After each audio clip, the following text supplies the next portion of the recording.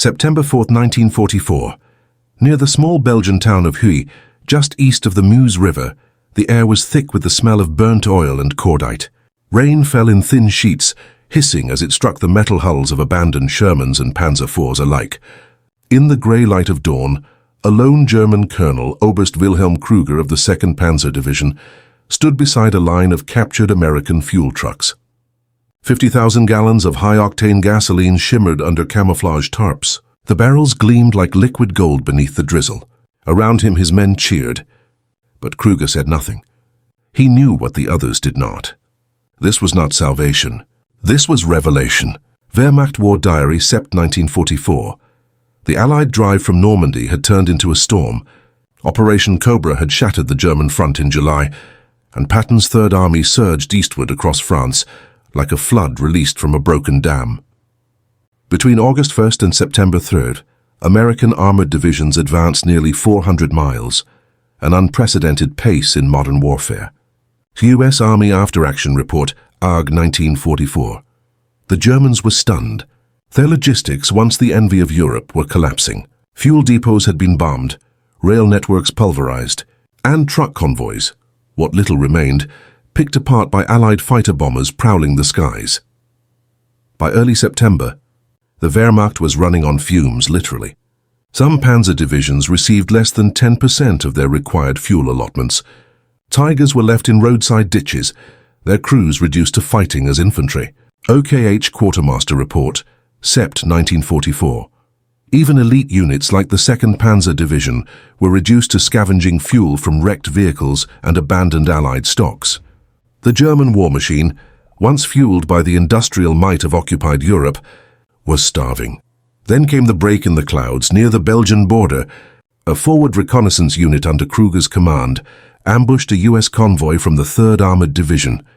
Dozens of trucks, tankers, and jeeps, undefended, straggling from the main column, fell into German hands. Inside, they found what the Reich had been praying for: gasoline. American gasoline. Over 50,000 gallons of it, marked with white stenciled letters, 10130 grade aviation fuel, the very same that powered Allied tanks, jeeps, and P-47 Thunderbolts. Captured U.S. Fuel Manifest, Sept. 1944, the men erupted in laughter. Some cried. Others siphoned the precious fuel directly into half-tracks. The smell alone was intoxicating, a promise of renewed strength. But Kruger didn't join them. He stood motionless, staring at the Allied markings on the drums. He realized what this meant. If the Americans could afford to lose this much, to have this many full tankers so deep into enemy country, then Germany was already beaten. "We are not fighting an army," he later wrote in his diary. "We are fighting a factory."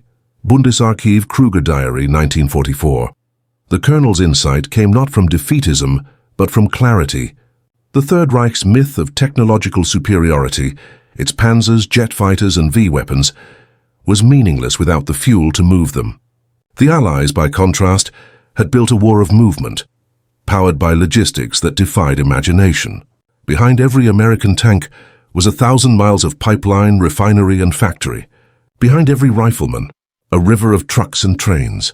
U.S. Quartermaster Review, Sept. 1945. To understand how the Germans reached this point, one must rewind to the beginning of 1944. The Wehrmacht still held vast territories in the East and the Balkans, yet its lifeblood, fuel, was already dwindling.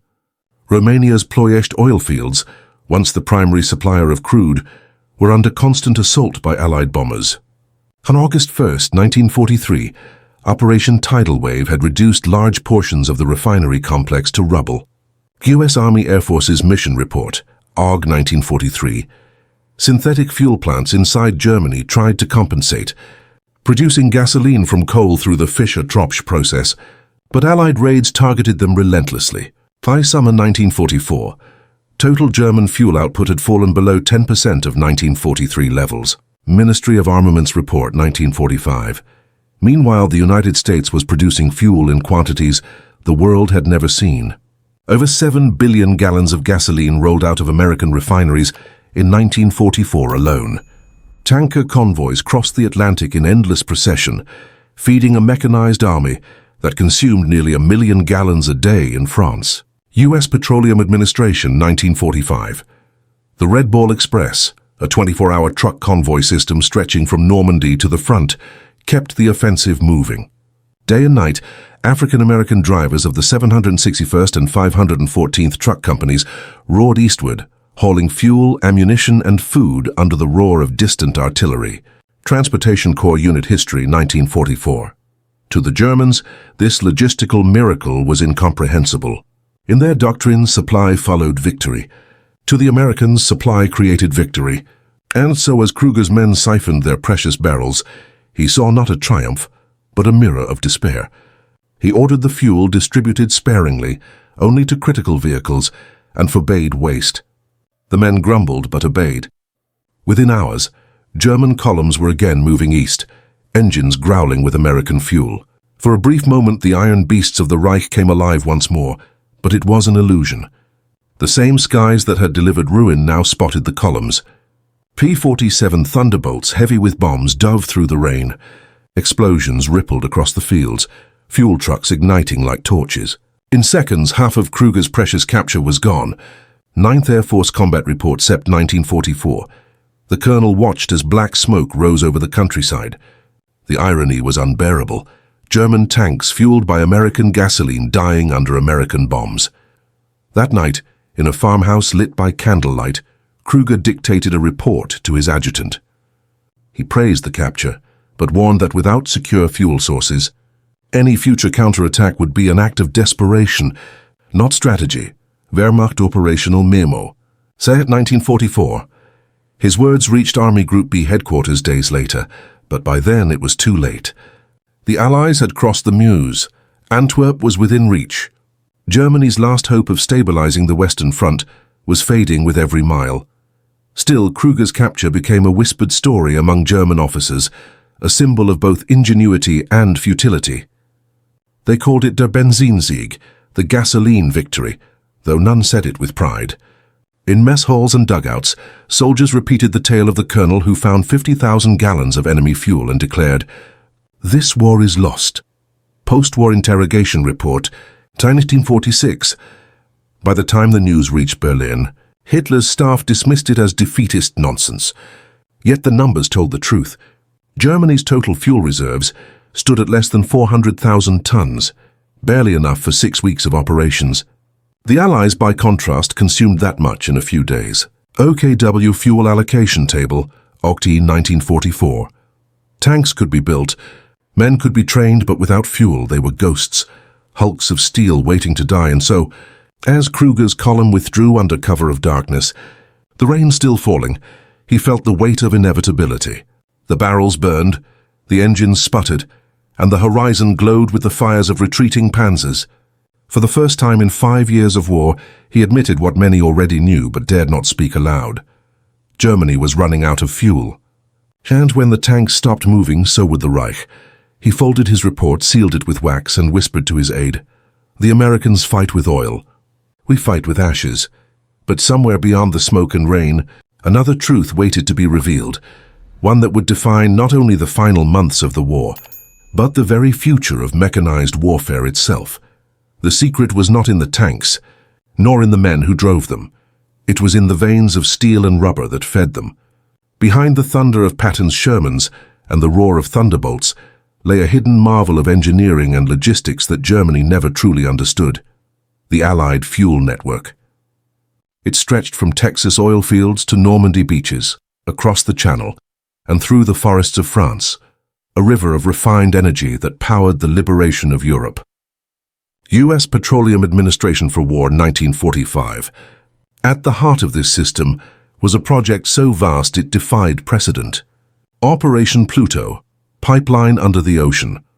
Conceived by British engineer Sir Donald Banks and refined by oilmen from the Anglo-Iranian and Shell companies, Pluto used flexible pipes, miles of lead-lined steel wrapped in layers of asphalt, wire and cloth, to pump fuel directly across the English Channel.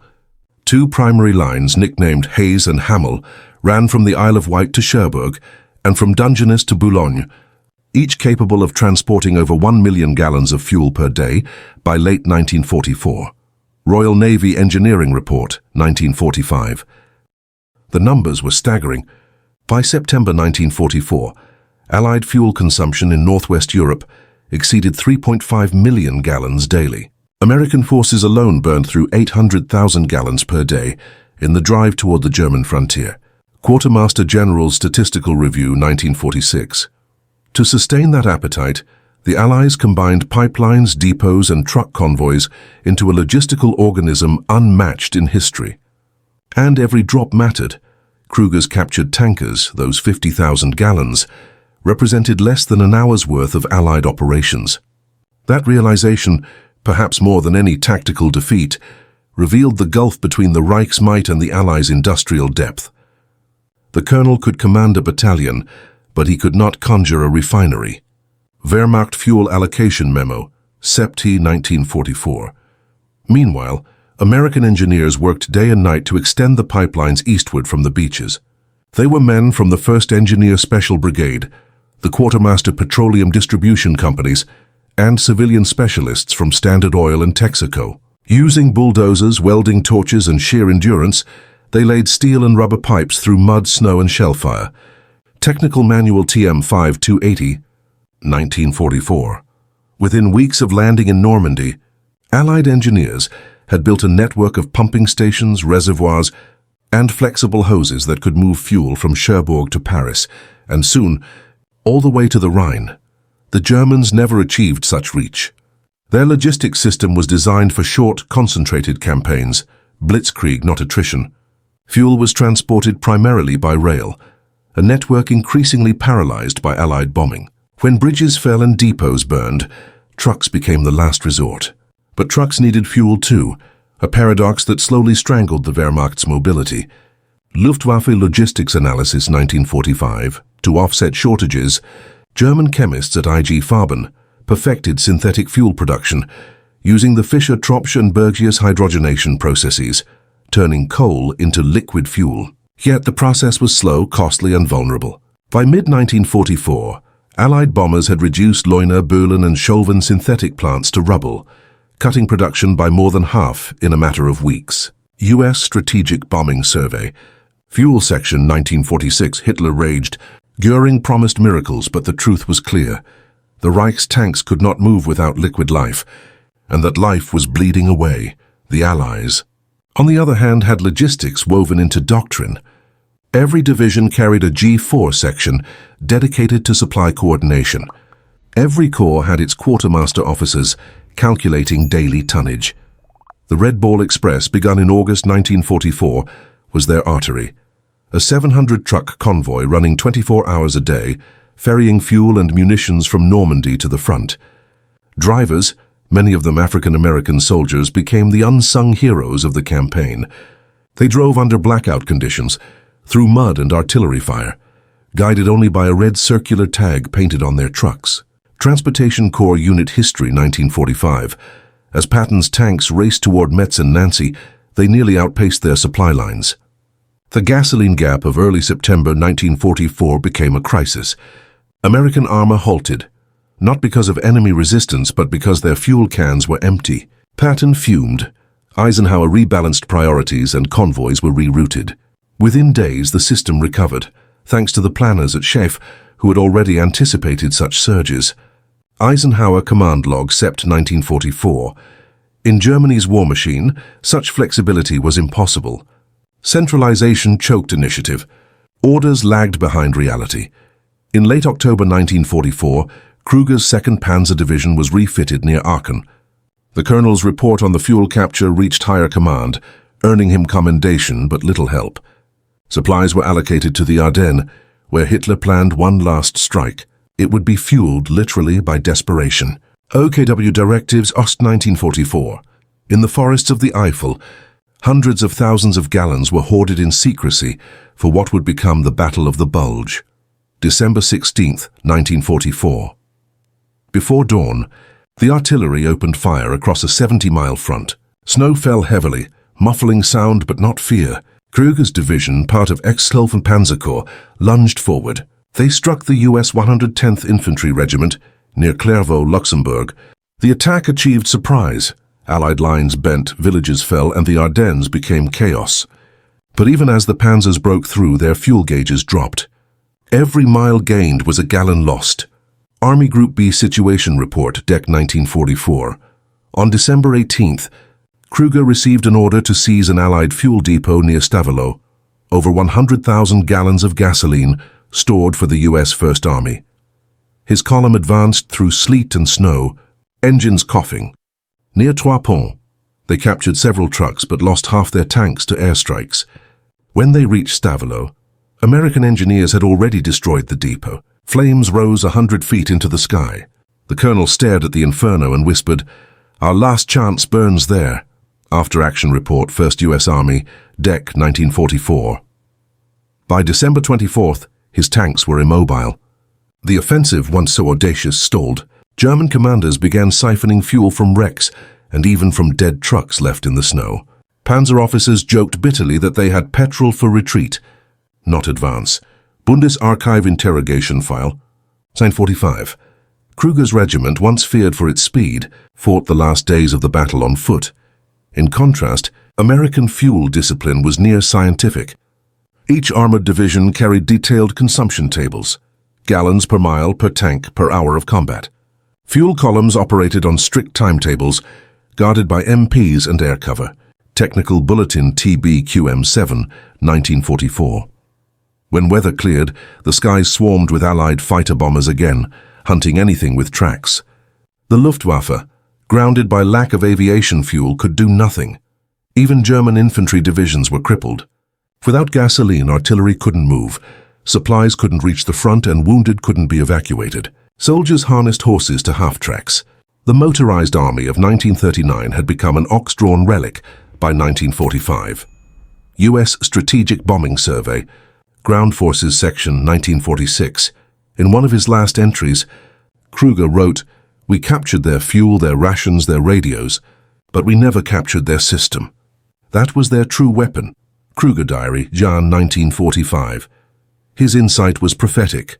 The Allies' real advantage lay not in superior tanks or tactics, but in the invisible machinery of logistics, planning, production, and coordination on a scale the Axis never achieved.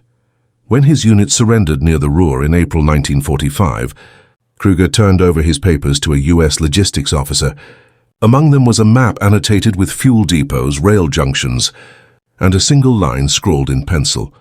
The war was lost not for lack of courage, but for lack of gasoline. Captured document, 1945. That simple truth echoed through post-war studies, reshaping how militaries viewed supply and power. But in 1944, for men like Kruger, it was a revelation bought in blood, snow, and fire. As the last flames of the Ardennes died down and German engines fell silent across the front, a new realization emerged. Fuel was not just energy. It was destiny. And the Allies had learned to weaponize it. By January 1945, the illusion of German mobility had vanished. The once proud panzer divisions, engines silent, crews shivering in the Ardennes snow, stood as monuments to a broken doctrine. What began as a counter-offensive had become a mass surrender. Kruger's report, circulated in fragments through the collapsing Wehrmacht bureaucracy, was quietly dismissed as defeatist. Yet history would prove him right. Germany had not been beaten solely by force of arms, but by the systematic starvation of its lifeblood, fuel. U.S. Strategic Bombing Survey, 1946. The Allied victory was not merely tactical, it was logistical, psychological, and industrial. In the ruins of Aachen, Cologne, and the Ruhr, post-war investigators uncovered the meticulous diaries of fuel officers and armaments engineers. Their notes revealed that by March 1945, German fuel reserves for all services combined had fallen below 70,000 tons, barely enough for a few days of sustained operations. Reich Ministry of Armaments Report, 1945. The Luftwaffe could no longer train pilots. The Kriegsmarine's U-boats lay trapped in port. And on the ground, the mighty Tiger tanks, once the terror of Europe, became static bunkers, steel carcasses without breath. Allied intelligence estimated that over half of German combat losses from late 1944 to war's end were due not to direct destruction, but immobilization. Tanks abandoned for lack of gasoline, artillery left behind because there were no trucks to haul it. divisions stranded by empty depots. Eisenhower Staff Study 1945. The war of motion that had begun with blitzkrieg ended in paralysis. Meanwhile, the Allied fuel apparatus reached a scale that bordered on the unbelievable. In early 1945, over 20,000 trucks crisscrossed liberated France, moving fuel through the newly completed major pipeline system, the inland extension of Operation Pluto. Engineers from the U.S. Army Corps, assisted by British petroleum specialists, had laid more than 200 miles of steel pipeline across Western Europe. Each pumping station ran around the clock, guarded by MPs and camouflaged under netting. Engineer Petroleum Distribution Command Log 1945. In a single day, more fuel flowed through these lines than the entire Wehrmacht consumed in a week. But the victory was not without cost. The men who made it possible, the drivers, welders, refinery workers, and logisticians, rarely saw the front but bore their own kind of burden. Exhaustion, isolation, and relentless danger stalked them. German aircraft strafed fuel convoys. Landmines tore through supply trucks. And still they drove. The Red Bull Express alone suffered thousands of casualties by war's end. Transportation Corps Casualty Report 1945. Their contribution was not measured in medals, but in miles of pipeline and tons of fuel delivered under fire. For the Germans, the psychological toll of fuel starvation was devastating. Interrogation transcripts from captured officers revealed a consistent theme: despair. One major from the 9th Panzer Division recalled, "We no longer asked how many tanks we had, but how far they could go." Post-war interrogation, 1946. Soldiers began measuring their world in liters, not victories. In the East, entire divisions fought until their last drop, then destroyed their own vehicles to prevent capture. It was a slow, humiliating death for an army built on speed. The collapse of mobility also eroded morale. For years, Nazi propaganda had glorified the Panzer as a symbol of invincibility. But by 1945, the sight of a tank often meant despair, not hope, another immovable relic of a past glory. Goebbels' propaganda archive, Feb 1945. Fuel convoys were targeted by Allied fighter bombers with surgical precision, guided by aerial reconnaissance and decrypted Enigma signals. The Germans could no longer hide, no longer move. Their machines, once the embodiment of modernity, became prisoners of the very landscape they had conquered. Yet even in defeat, innovation persisted. In the underground facilities of Mittelwerk and Nordhausen, engineers from Daimler-Benz and Krupp drafted desperate designs for lighter vehicles and wood gas conversions. Coal dust and methane were experimented with as substitutes. Nothing worked. Synthetic fuel production, once the regime's great hope, had fallen to less than 8% of pre-war levels. IG Farben Technical Memo 1945. The chemical engineers who had once promised an endless supply now watched their refineries reduced to twisted skeletons under the bombs of the 8th Air Force. When Allied units reached the Leuna plant near Ferrisburg in April 1945, they found massive underground tanks still half full, but useless. Without functioning pumps, without rail or road, even the last reserves of Germany's synthetic miracle could not be delivered. U.S. Army Chemical Corps Inspection Report, May 1945. The Reich had drowned in its own oil shortage. Meanwhile, the psychological triumph of the Allies grew. Soldiers knew that behind them, a machine of infinite capacity kept turning. They could advance knowing that food, fuel, and ammunition would follow. That confidence, born of logistics, translated into battlefield dominance. Morale evaluation, Schaef 1945. German soldiers, by contrast, lived in constant anxiety over supplies, often fighting on empty stomachs, sleeping in cold vehicles, engines silenced to save fuel. The contrast was absolute. One side planned for continuity. The other prayed for miracles.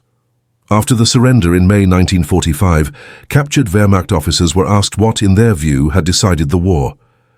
Many cited Allied air power or industrial capacity, but one colonel, whose name was struck from the transcript for political reasons, answered simply, "Gasoline. The Allies swam in it. We drowned for lack of it." U.S. Strategic Bombing Survey, 1946. Historians now believe that was Wilhelm Kruger. He disappeared in Soviet captivity in 1946, his fate uncertain. But his words survived in debriefing notes, a quiet testament to the foresight he'd shown on that rain-slicked day in Belgium months before the end. The legacy of that revelation extended far beyond 1945. In the decades that followed, armies across the world redefined warfare around supply chains and fuel efficiency.